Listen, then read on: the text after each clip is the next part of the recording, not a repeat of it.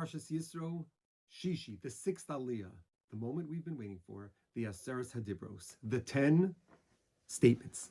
It's not so clear that they are 10 mitzvos. They are 10 statements. The pasuk begins by introducing to us how HaKadosh Baruch Hu came down, kiviyachol, so to speak. He came down to the mountain. Chazal say just the top of 10 Tvachim. The Shechina rested there, and we are called upon, the pasuk says in the beginning, to make sure nobody gets too close, nobody rushes to greet the Shechina out of their enthusiasm. And then Vayedaber Elokim es kol hadvarim ha'ela lemor. Hashem said these 10 things, because there are two opinions. One opinion says the first statement of Anochi Hashem Elokecha, that is a mitzvah.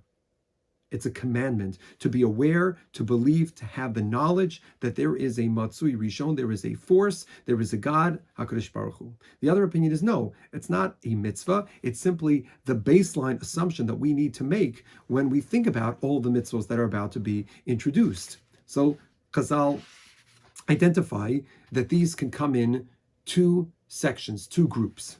They're actually interesting Talmud Yerushalmi Midrashim about whether we should group them as two groups or maybe it should just be one group of 10. But many of us are familiar that the first group is Bein Adam Lamakom, between us and God, and the second group is Bein Adam Lachavero. But there's also a chiastic structure which connects them in, imagine like a bracket. Number 1 goes with 10, 2 goes with 9, 3 goes with 8, and further. Well, what is the connection between number 1, Anochi Hashem Elokecha, and number 10, which is not to covet, don't be jealous, lo sachmod?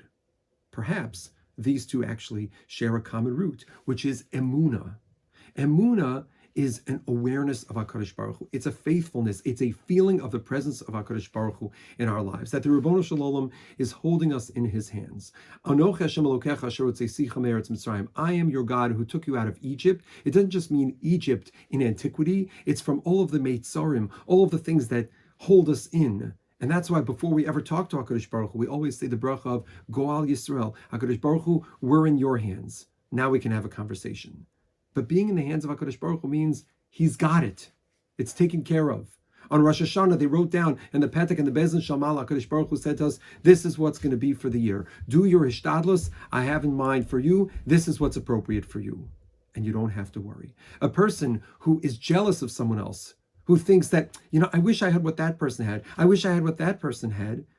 It's a chesaron in a certain sense in their emunah, in their awareness that HaKadosh Baruch Hu is taking care of every person. Don't worry, what's magia for that person, what's appropriate for them, they got, but what's magia for me, what's appropriate for me, I've got in store. HaKadosh Baruch Hu, He's got it taken care of. So lo sachmod really is the expression, so to speak, of emunah.